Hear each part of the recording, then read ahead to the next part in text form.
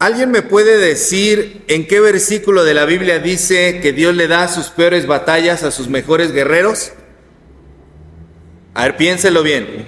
Dios le da sus peores batallas a sus mejores guerreros. Váyalo pensando. Que también le quiero preguntar en qué parte de la Biblia dice que no trabajamos para vivir, sino que vivimos para trabajar. Ya van dos. Dios le da sus peores batallas a sus mejores guerreros. No trabajamos para vivir, vivimos para trabajar. Y por último, ¿en dónde en la Biblia dice que el hombre es esclavo de su destino? El hombre es esclavo de su destino. ¿Alguien ya recordó alguno de esos versículos, alguno de esos pasajes? ¿No? Seguramente no, porque no están en la Biblia. No forman parte de la Biblia, hermanos. Sin embargo, muchos los hemos interiorizado y toda una generación, nuestra sociedad, lo toma como civilización, como esta civilización lo toma como filosofía de vida. La gente piensa y se entiende a sí misma y dice: Dios, ya no me des tus peores batallas, ya no quiero ser tu mejor guerrero. Lo toma como realmente una frase que se ha encarnado en la sociedad y piensan que de alguna manera ese es el destino o lo que Dios dice, que Dios le da sus peores batallas a sus mejores guerreros, que vivimos para trabajar y que somos esclavos de las situaciones. Y esto es porque el ser humano construye muchas frases para entenderse a sí mismo y definir qué es lo que somos dentro del cúmulo de experiencias al que llamamos vida. Y el día de hoy, en el pasaje que leemos, estamos frente a un hombre que está atormentado por la vida misma y que nos abre el corazón. O más bien le abre el corazón a Dios y nosotros somos testigos de lo que le está diciendo, de qué era lo que sentía, de cómo se autodefinía. Y esa persona, ese hombre es Job. La historia de Job es una de las más brutales de toda la Biblia.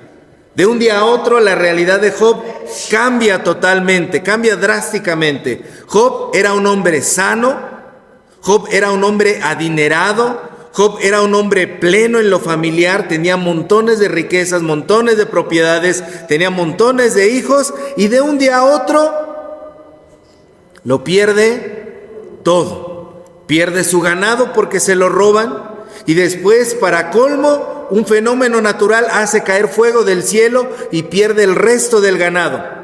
Después sus hijos están en una reunión y viene un viento, alza la casa donde están sus hijos y los mata a todos.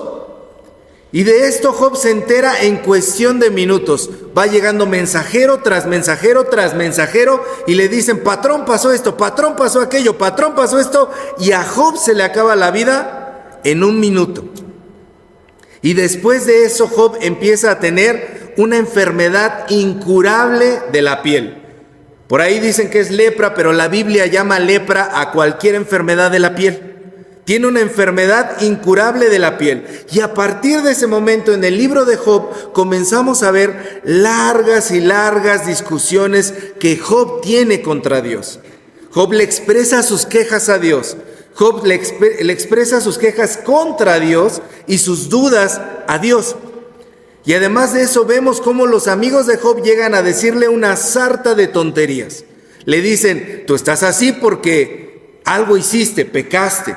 Y estás así porque estás hablando de esa manera y a Dios le enoja que tú le digas esas cosas. Pero el mismo libro de Job dice en el capítulo 42, versículo 7, que Dios mismo declara: los amigos de Job no hablaron correctamente, Job sí habló correctamente.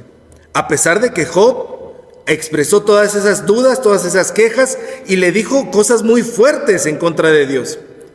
Y entonces con eso entendemos, hermanos, que no está mal expresarle nuestras quejas a Dios. No está mal expresarle nuestras dudas a Dios. Incluso si sentimos algo en contra de Dios, se lo tenemos que decir.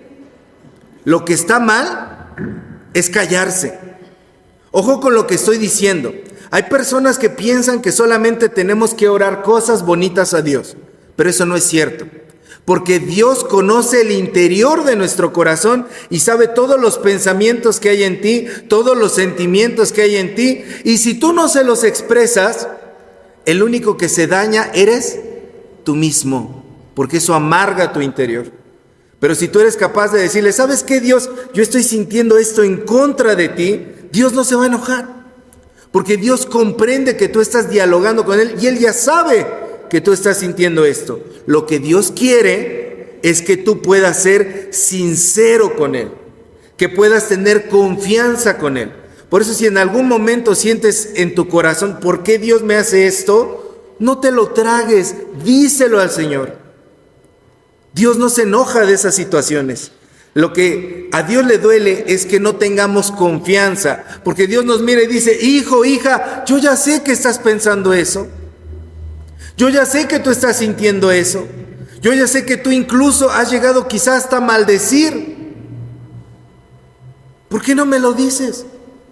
¿Por qué no me lo expresas si yo ya sé que eso acontece dentro de tu corazón? El único que se daña eres tú. Ven, dímelo, yo soy tu padre. Yo soy tu papá amoroso y voy a entender que tú estás sintiendo esas cosas. Y cuando usted le dice esas cosas a Dios, usted puede experimentar libertad. Libertad. Puede ser libre en cuanto expresa esas situaciones.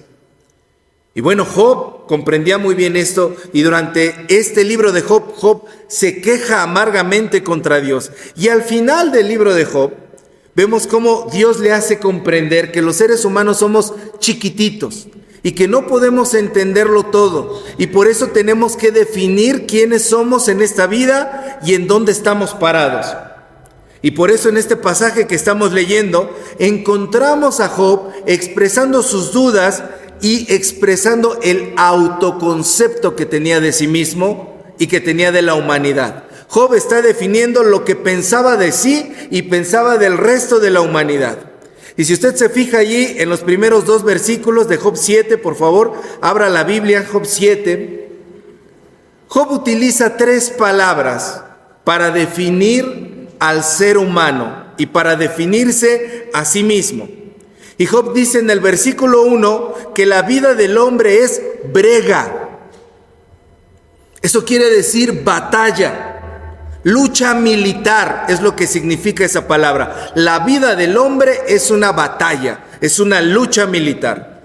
Y en ese mismo versículo 1 dice que los días del ser humano son como de jornalero. Quiere decir que Job entiende que los seres humanos somos obreros asalariados que no recibimos nuestro salario. Y en el versículo 2 dice que el ser humano es como un siervo, o sea, un esclavo. Para Job, él mismo y el resto de la humanidad somos soldados en batallas. Vivimos como trabajadores esperando una paga que nunca llega y somos esclavos de múltiples cosas esperando de sol a sol que nos llegue tantita sombra para poder encontrar descanso de todo lo que vivimos. Pero aquí yo pregunto, Job está diciendo eso y Job está sintiendo eso. ¿Eso que dice Job es verdad? Porque el hecho de que esté en la Biblia no significa de que sea verdad. No todo lo que está en la Biblia es verdad. Ah, caray, ¿qué está diciendo el pastor? ¿Cómo que no todo lo que está diciendo en la Biblia no es verdad? Pues sí, hermano. Usted tiene que aprender a leer la Biblia. Los salmos dicen, no hay Dios, dice el necio en su corazón. Pero si usted no leyó la siguiente frase, usted nada más se quedó con que dice, no hay Dios. La Biblia ahí dice que no hay Dios. La misma Biblia dice que no hay Dios. No, espérame. No hay Dios, dice el necio en su corazón. Entonces a veces hay cosas en la Biblia que están allí que tenemos que comprender quién las está diciendo, cuándo las está diciendo y cómo las está diciendo. No todo lo que dice la Biblia es verdad. No todo lo que dice la Biblia es para que nos lo tomemos 100% literal. Tenemos que entender la Biblia. ¿Quién lo está diciendo? Hay palabras para normar nuestra vida y para seguirlas, y hay palabras en la Biblia que están puestas allí para que reaccionemos. Y digamos, no, esto que está diciendo este personaje está absolutamente mal. La vida no es así. Entonces tenemos que aprender a discernir lo que dice la palabra de Dios. ¿Es verdad lo que Job está diciendo aquí? Los seres humanos somos soldados en batallas. Somos jornaleros que no les llega su paga. Somos esclavos de muchas cosas. Bueno, pues hay que comprender por qué Job dice lo que dice. Porque Job está diciendo esto ante la situación que está enfrentando. Se entendía a sí mismo, se veía a sí mismo con una visión pesimista. Y si usted lee el resto de los versículos, Job dice: he recibido meses de calamidad, noches de trabajo. Pienso y pienso cuando estoy acostado y la noche se me hace larga. Estoy lleno de inquietudes, mi carne está llena de gusanos, mis costras están llenas de polvo, mi piel es abominable, mi vida se me escapa, muero sin esperanza, no volveré nunca a ver nada bueno. Quien terminó de leer el libro de Job sabe que eso no es cierto. Es en el momento en el que Job está pasando esta catástrofe que ve las cosas así. Y tenemos que tener cuidado cuando una persona habla así. Y tenemos que tener cuidado cuando nosotros mismos hablamos como Job. Porque no podemos creer que lo que alguien en este tipo de situación tan terrible está diciendo sea verdad. Porque cuando nosotros mismos estamos sumergidos en el caos, vemos la vida totalmente oscura. Dice la sabiduría popular que cuando las aguas están turbias, si tú te miras en ellas, solamente vas a ver las cosas confusas. Tienes que esperar a que las aguas se calmen para poderte mirar en el espejo de las aguas y ver el reflejo realmente como es, mirarte realmente como es. Y hay veces, hermanos, que cuando estamos en plena situación, en pleno problema, en pleno dolor, en plena enfermedad, en pleno conflicto familiar, queremos tomar decisiones.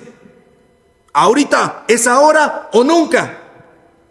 Y los expertos en la salud mental dicen, pues es precisamente ese momento en el que no debes decidir absolutamente nada. Me voy de la casa, acabo el negocio. Tomamos ahora mismo la decisión. No. Las aguas están turbias.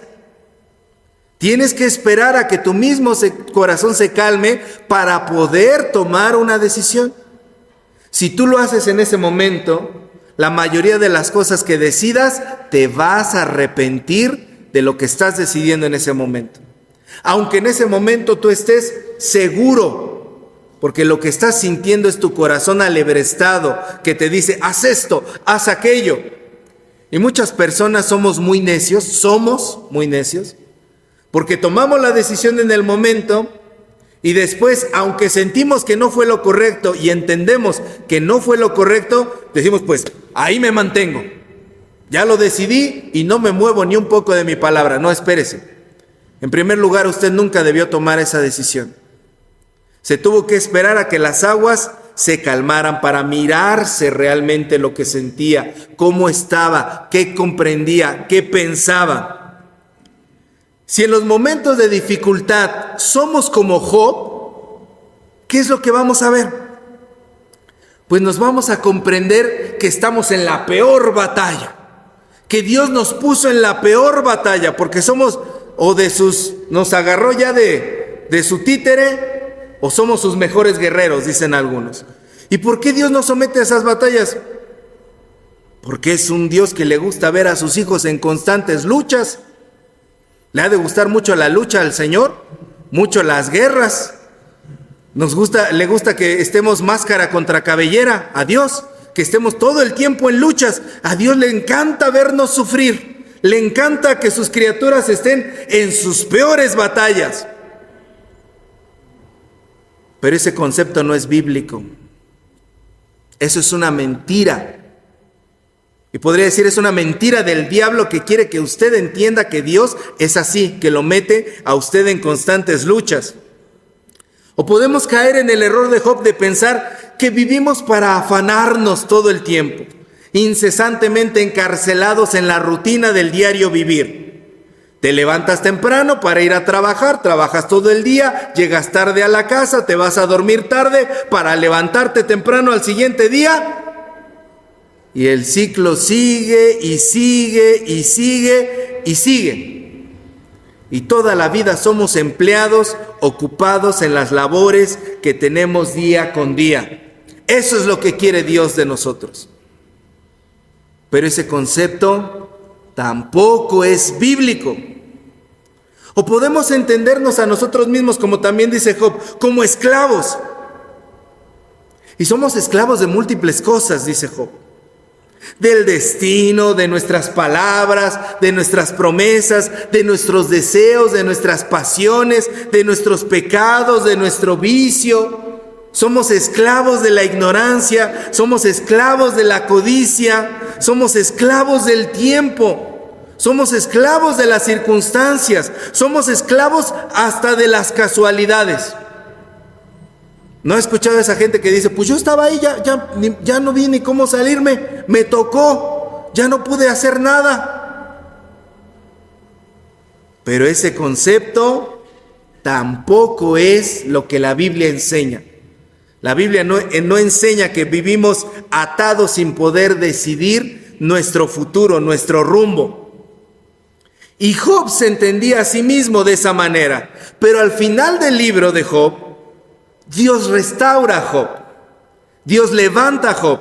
Y mucha gente se fija en la restauración material de Job. Y dice, claro, Job fue bendecido porque tuvo más hijos, tuvo más propiedades, se curó de la piel. Pero pocos reparan en dónde comenzó la verdadera restauración de Job. Por favor, abra la Biblia en Job 42. Job capítulo 42. Versículos 7 al 10. Lo vamos a leer juntos. Job capítulo 42, está antes del Salmo 1.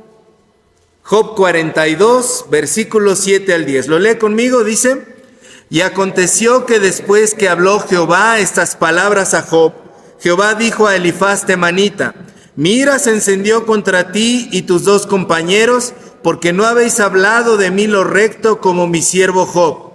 Ahora pues, tomaos 7 becerros y 7 carneros, e id a mi siervo Job, y ofreced holocausto por vosotros, y mi siervo Job orará por vosotros, porque de cierto a él atenderé, para no trataros afrentosamente, por cuanto no habéis hablado de mí con rectitud como mi siervo Job.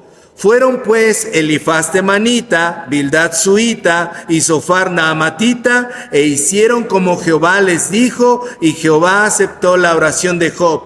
Y quitó Jehová la aflicción de Job cuando él hubo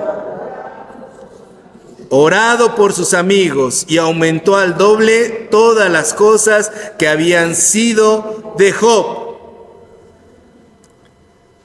La restauración de Job no fue que él tuvo otra vez cuestiones materiales, que tuvo hijos, que se sanó.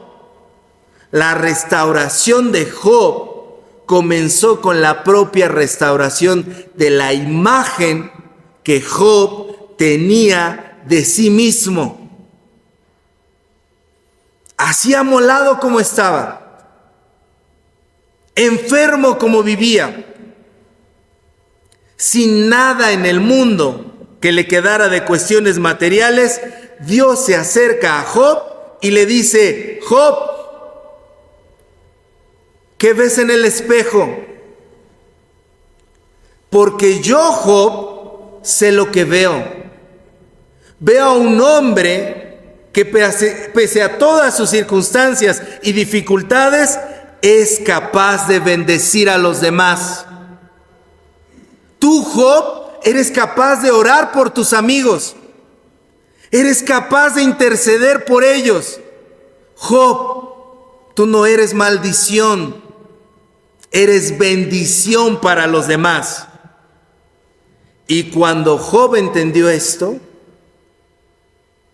y oró por sus amigos, fue restaurado. ¿Qué ves tú, Job?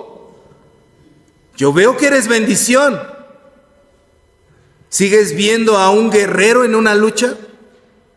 ¿Sigues viendo a un jornalero que no recibe su paga? ¿Sigues viendo a un esclavo, Job? Porque yo veo un intercesor. Pero ¿qué ves tú en el espejo? Y esa es la enseñanza, hermanos, el día de hoy. Cuando estás sumergido en la enfermedad, cuando estás sumergido en los problemas, ¿cómo te entiendes tú a ti mismo? ¿Qué miras tú de ti mismo? ¿Eres una víctima? ¿Eres el juguete de Dios que le pasan todas las peores cosas? ¿Eres el mejor guerrero del Señor que Dios lo está atormentando con una batalla y con otra? ¿Eres esclavo de la situación? Hay gente que hasta le dice a su familia: yo soy un estorbo para ustedes. Porque ha dejado que la situación se lo coma, lo consuma. Pero Dios te mira hoy, hermana, hermano. Te mira a los ojos y te dice: tú no eres un esclavo. Tú no eres una víctima. Tú no tienes por qué vivir así. Yo te veo a ti y veo bendición, porque para eso te traje a esta tierra. Te miro a ti, hija mía, hijo mío, y veo un intercesor. Tú no eres víctima del sufrimiento, del tiempo, del vicio, de las circunstancias familiares. Yo te veo a ti, hija mía, hijo mío, y veo bendición para los demás. Levántate, toma tu papel en esta vida, mírate en el espejo y ve lo que yo también estoy viendo. Porque cuando tú lo veas, va a comenzar tu restauración. Y la restauración viene del interior. Así que, hermanas, hermanos, oigamos la voz del Señor. Y cuando usted llegue a casa, mírese y pregúntese: ¿quién está allí? ¿Está el que ha sufrido por años? ¿Está la que ha sufrido por años? ¿La que está destinada a llorar y llorar y llorar? ¿O está la hija, el hijo de Dios, que fue destinado a bendecir? Mírese a sí mismo, ámese y vea lo que Dios está mirando. No es cierto que usted está en este mundo para sufrir. Dios lo trajo para vivir y bendecir. Amén. Póngase de pie, hermana, hermano. Vamos a orar. Bendito Señor, enséñanos a vernos con tus ojos. Regálanos un poco de tu mirada, Señor, y ponla en nuestras pupilas para que nosotros podamos ver lo que hoy no vemos, Señor. Para que nosotros podamos comprender lo que no comprendemos, Señor. Para que nos podamos amar como tú nos amas, Señor. Ayúdanos a ver nuestra propia vida, Señor, desde como tú la ves. Y levántanos, Padre, porque necesitamos comprendernos como tú, Señor, lo has hecho. Te alabamos, Señor, y te glorificamos y te damos gracias por mirarnos con ojos de amor y por restaurar nuestra imagen en nosotros mismos. A ti sea la honra y la gloria en Jesús. Amén.